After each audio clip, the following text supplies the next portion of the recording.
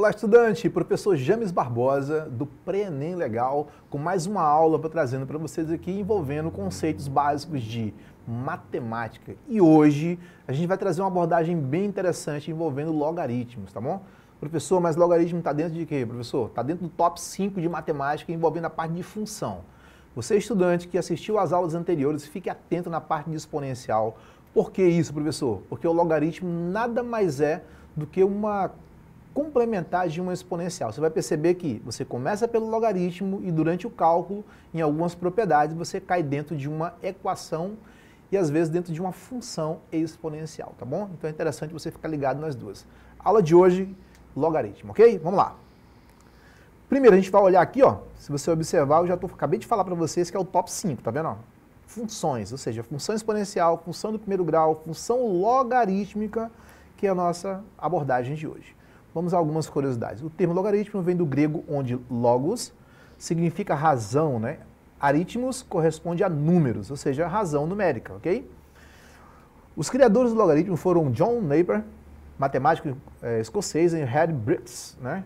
Esses matemáticos aí ingleses, eles criaram esse método com o intuito de facilitar os cálculos mais complexos. Então você tinha aí, por exemplo, antes de John Napier, aí, cálculos absurdos, que só poderiam ser feitos através de máquinas, né? E esse facilitador, que são os logaritmos neuperianos, né, eles envolvem sim esse conceito de números muito grandes, né, que geralmente você aplicava lá dentro da matemática financeira, e agora ela traz uma facilidade para o cálculo matemático no mundo real.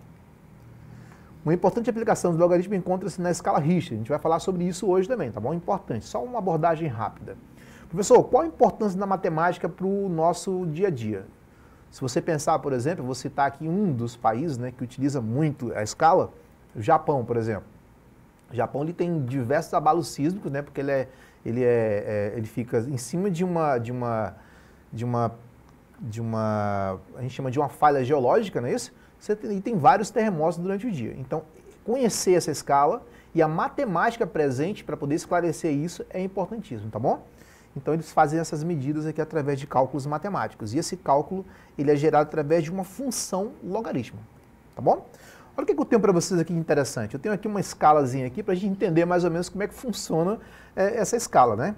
Ó, gente, a gente vai ver aqui de 0 a 1, né? Na verdade, vamos chegar lá no 3, né? Ou menor que 3,5. Geralmente não é sentido, mas pode ser registrado. Quem vai sentir esse tipo de movimento? Gente, na real, quem vai sentir esse movimento são os animais, tá bom? Por exemplo, o elefante ele é muito suscetível a sentir esse tipo de movimento.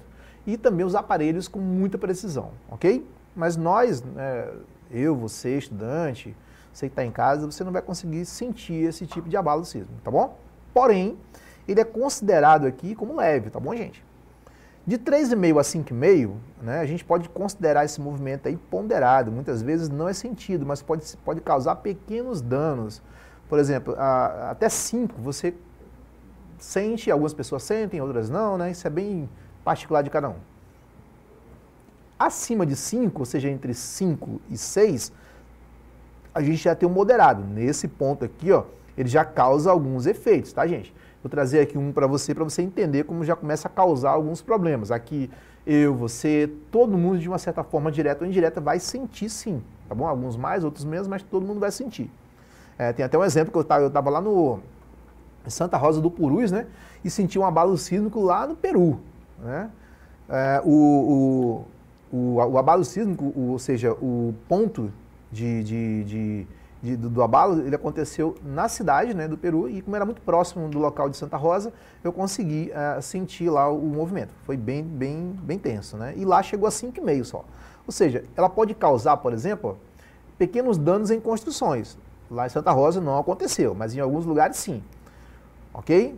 Professor, como assim, professor? Vamos dar uma olhada aqui, ó. Nesse terremoto que aconteceu no Japão, tá vendo? Lá atrás, muito antes, né, do Japão se preparar para esses grandes terremotos. Esse aqui, ó, teve magnitude 6 e causou muito prejuízo, tá bom? Na cidade do Japão.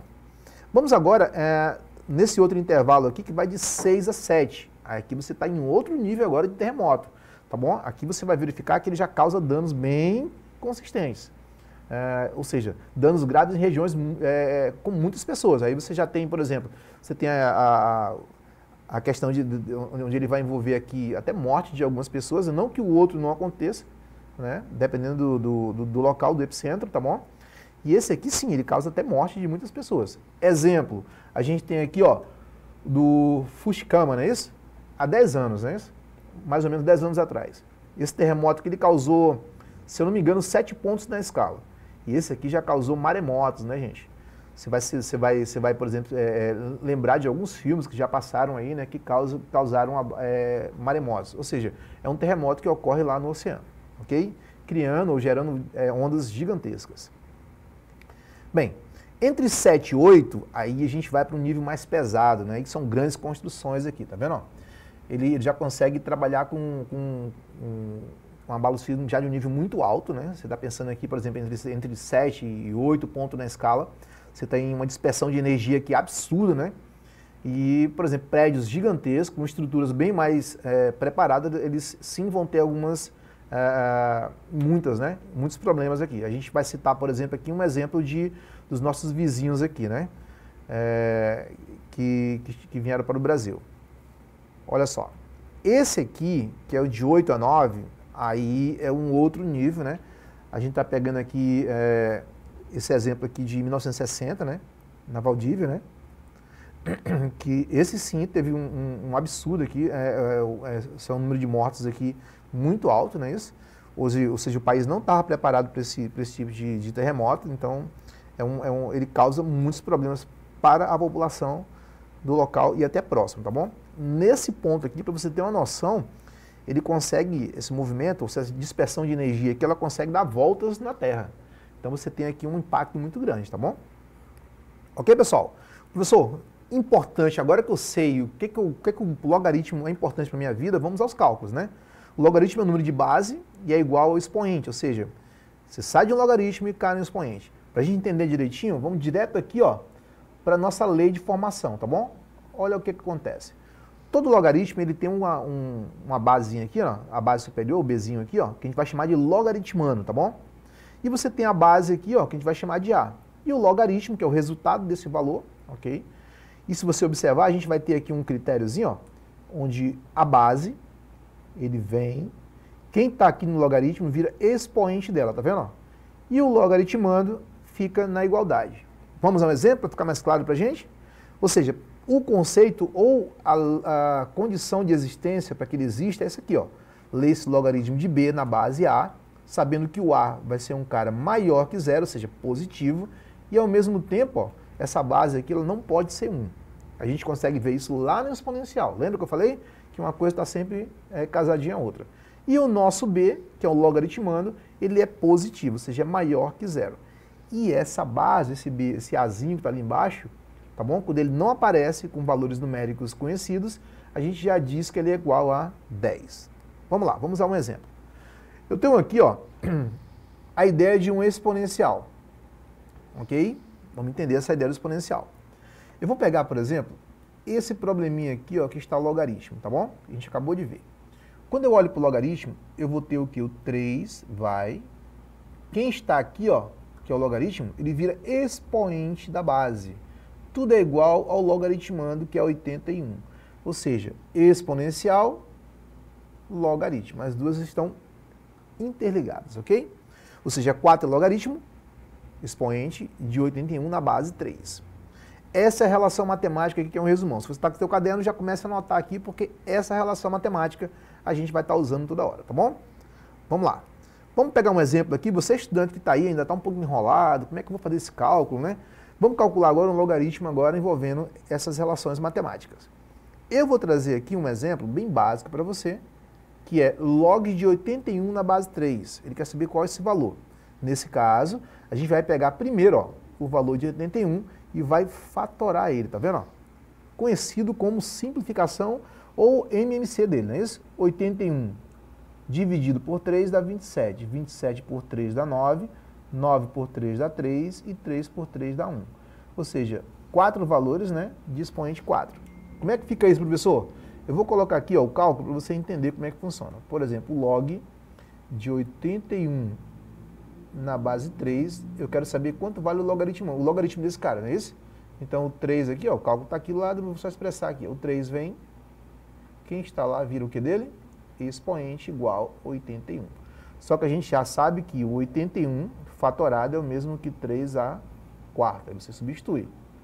3 elevado a x é o mesmo que 3 a quarta. O que diz a propriedade? Toda vez que eu tenho aqui, ó, uma base igual, o que eu faço? Eu cancelo a base e igualo os expoentes. Cancelo as bases, que é 3, e igualo os expoentes. Aqui eu vou ter um x igual a 4, que é o nosso logaritmo. Ok? Vamos lá? Função crescente e função decrescente. A gente vai começar com a função crescente, para a gente entender também o comportamento do gráfico dessa função exponencial. Uma função exponencial, ela está ligada, como função crescente, uma relação matemática bem simples. Para construir esse gráfico, lembre que uma função crescente, graficamente, né, a gente vai olhar para o valor de expoente x, ou seja, ele vai estar aumentado, né, do valor de y, e o valor de y também aumenta. Quem é esse cara? É exatamente a nossa função. Olha os probleminhas aqui, ó. Como é que eu vou entender essa relação? Eu vou atribuir para x números reais, tá bom? Vamos lá? Quem são eles? Vou começar aqui pelo número 4, tá vendo? Ao substituir o x por 4, a gente vai trabalhar aquele cálculozinho, ó. Você tem lá 4 elevado a 2, tá vendo? Faz um cálculozinho rapidinho e chama de x, só para gerar aquele padrão, né? O 2 vem, ó. Tudo isso aqui é igual a 4. Fatorando o 4, eu vou ter 2 ao quadrado. Lembra? Bases iguais eu cancelo. E o nosso x é igual a 2. Você vai fazer isso, ó, e vai entender que, dado um domínio que é x, a imagem vai ser 2. Você tem um ponto cartesiano, ok? Você vai fazer isso em todos os cálculos que você fizer, ok? Por exemplo, 2, fatora de novo, tem uma propriedade de logaritmo que fala sobre isso. Que toda vez que o logaritmando é igual a base, ele é igual a 1, né? Ou seja, 2 de logaritmo ando e base 2 é igual a 1. E você vai montando aqui o teu ponto cartesiano, ok? Na primeira, 4 e 2. Depois, você tem aqui, ó, o 2 e 1. Depois você tem, toda vez que o logaritmando é 1, não importa a base, tá? Ele sempre vai ser 0. E você tem 0 e 1, ok? E você vai ter um comportamento de uma função, né, cujo o valor dessa função ela é característica de uma função crescente, tá bom? Se você perceber direitinho, ela vem do quarto quadrante para o primeiro quadrante, ok? Olha o comportamento dela aqui. E isso faz com todos os outros, tá, gente? Faz o cálculozinho ali. Pratica em casa esse restante de cálculo aí. E a função decrescente, professor? A função decrescente, eu quero que você compare agora, tá bom? Eu tenho lá, ó, a função crescente, você vai ter uma base, que é aquele nosso azinho, ela vai ser algo maior, né? Maior que 1, ok? Quando você olha para a função decrescente, você vai ter uma base que ela vai ser maior que 1 e ao mesmo tempo diferente de 0. Olha o que está acontecendo aí, ok? Então nós temos uma relação matemática aí de uma fração. Na verdade não é uma fração, gente, é menor que 0, tá? Peraí, deixa eu montar isso aqui de novo. O A é maior que 0 e menor que 1. Ou seja, ele vai gerar um número quebradinho aqui no meio, tá vendo? Feito isso, vamos ao cálculo, tá bom? Lembrando que agora ela é uma função decrescente por ser meio. Mesmo cálculo que você fez, eu tenho um log de 4 na base meio, lá para o cálculo que você estiver praticando em casa, chama de x, ó, e esse meio vem para cá. Eu vou ter meio elevado a x, que é igual a 4. Professor, o que é que eu faço? Nas propriedades de logaritmo, lá atrás, do exponencial, onde a gente viu essa ideia de girar esse valor, né? Você pode fazer assim, ó. Você tem meio elevado a x, que é igual a 2 ao quadrado. Para você transformar este primeiro membro aqui igual ao segundo, é só você inverter essa potência. Como assim, professor? Eu tenho meio elevado a x, vai ser o mesmo que meio, que o 2 desce, né? E o 2 sobe negativo, ok? Agora eu tenho as bases iguais e o nosso x é igual a menos 2, tá bom? E monta as relações, e faz a mesma coisa com todos os outros valores. Como é que esse gráfico vai ficar o comportamento? Ó? Quando o x for 4, tá vendo? Ó? A minha imagem vai ser menos 2. Quando o x for 2, a minha imagem é menos 1. Quando o x for 1, a imagem é 0. Vai aparecer bem aqui, ó. E assim sucessivamente. Meio vai dar bem aqui, ó, no 1. 1/4 vai dar bem aqui, ó. E você tem aqui o comportamento de uma função agora decrescente. Se você perceber, né, ela vem do primeiro para o terceiro quadrante, ok? Então tá aí, o comportamento dos dois gráficos agora. Vamos a alguns exemplos, tá bom? Você tem aqui, ó, só para praticar em casa, você tem log de 25, que é o logaritmando, na base 5. Tudo isso é igual a x. Você calcula esse valor, lembra que o 5 vem, quem está aqui, ó, vira expoente dele. Fatora o 25, eu vou obter 5 ao quadrado, cancelam-se as bases, o x é igual a 2. Isso aqui é para praticar, tá, gente? Vai lá, pega o caderninho e vai praticando isso em casa. Ok? Próximo. Você tem agora ó, o log de 2 elevado ao logaritmando, ó, né? 1 sobre 16 na base 2. De novo, o 2 vem, ó. Quem está lá que é o x, ó, vira expoente, fatora o 16, vai dar 2 à quarta, inverte a fração, ou seja, o que era positivo passa a ficar negativo. Cancelam-se as bases, o x é igual a menos 4, ok? No próximo exemplo, eu tenho aqui, ó, 32 na base 2, você utiliza, ó, só para treinar, gente, vai dar 2 elevado a x, que é igual a 32, fatora o 32, né? Pessoal, fatoração, a gente fez agora há pouco com 81. Você vai pegar lá o 32 e vai fazer a mesma coisa, ó, por 2 dá 16, por 2 dá 4, por 2 dá 2, por 2 dá 1. 1, 2, 3, 4, ó. 2 à quarta, ok? Desculpa, 2 à quinta, né? 32, 16, aqui é um 8. Depois que vem um 4, depois o 2, então é 2 à quinta. Ok, 2 à quinta, pronto. Ok, pessoal? Cancelam-se as bases e eu vou ter x igual a 5. Último exemplo aqui, ó. Eu tenho 81 na base raiz quadrada de 3. Professor, o que eu faço com essa raiz quadrada de 3? De novo, eu levo a expoente 0, fatoro 81, ok? Fatoro 81, que a gente já fez lá atrás, vai dar 3 elevado a quarta. E você vai utilizar aqui na raiz quadrada de 3 elevado a x, aquele macete que você vai assistir na aula anterior, não é isso? Você vai lembrar que aqui tem um expoente 1, então eu posso chamar de 3 elevado a x, ok? Quem está na sombra aqui vai para o sol, ou seja, 3 elevado a x sobre a ideia do radical aqui, que é 2, que está no sol vai para a sombra, não é isso? Ou seja, a base, o expoente da base vai para o numerador e o índice do radical vai para o denominador. Aí você chega nessa relação matemática aqui de bases 3 iguais, tá vendo? Aí vai ficar como? Vai ficar x sobre 2 igual a 4. Trabalha aqui, ó, meio pelos extremos, e eu vou ter x igual a 8. Ok? Ok, estudante? A gente finaliza agora, ó, essa última parte aqui de conceito envolvendo as propriedades. É importante que você agora pegue seu caderno, tá bom? Tire uma foto, faça as seguintes anotações. Essas propriedades, na verdade, você trabalha em torno de 10 a 13 propriedades de logaritmo, tá bom? O que é mais complexo no logaritmo é decorar a propriedade, mas depois que você trabalha essas relações aí matemáticas, fica bem tranquilo. Vem comigo. Dá uma olhadinha aqui nos exemplos, tá bom? Primeiro, eu tenho a ideia da multiplicação, logaritmando b vezes c na base a. Toda vez que há uma multiplicação, você soma, certo? Ou seja, a adição. Toda vez que há no logaritmando uma divisão, que é o quociente, você subtrai, tá vendo? Toda vez que existe a ideia do radical aqui, ó, você vai usar aquela propriedade anterior, ok?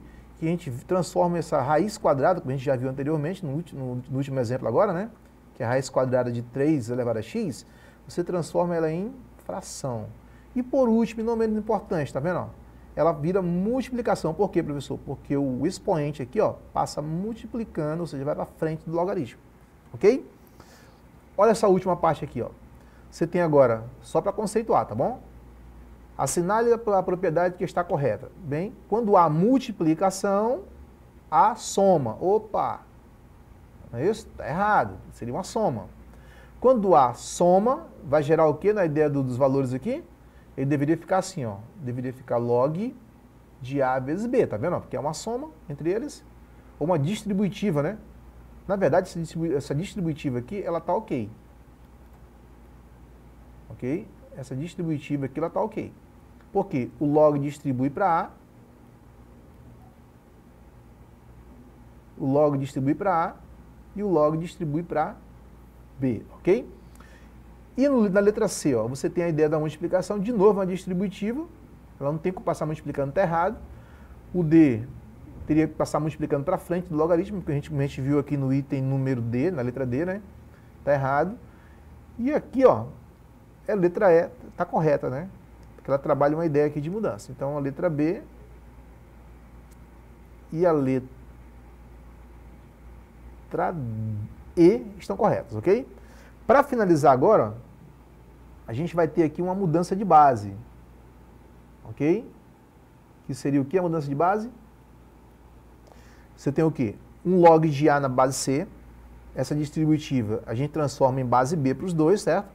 Ou seja, log de A na base C é o mesmo que log de B na base A, para a primeira, e log de B na base C para a segunda. Ou seja, você fez o quê? Fez uma mudança de base aqui, que é uma das mais conhecidas. Um exemplo, se você olhar aqui, ó, você tem 64 e 4, você transforma aqui numa base 2, porque é um múltiplo, né? Ou seja, é um múltiplo de 2, 64 e 32, que é um múltiplo comum. Fatora o 66, você vai ter o que no 66? Ao fatorar esse camaradinho aqui, ó, você vai ter 66, vai dar 2. Vou colocar o 66 aqui, ó. Deixa eu colocar aqui 64, fatorando dá por 2, 32 por 2, 16, por 2, 8, por 2, 4, por 2, 2 e por 2 dá 1. 1, 2, 3, 4, 5, 6.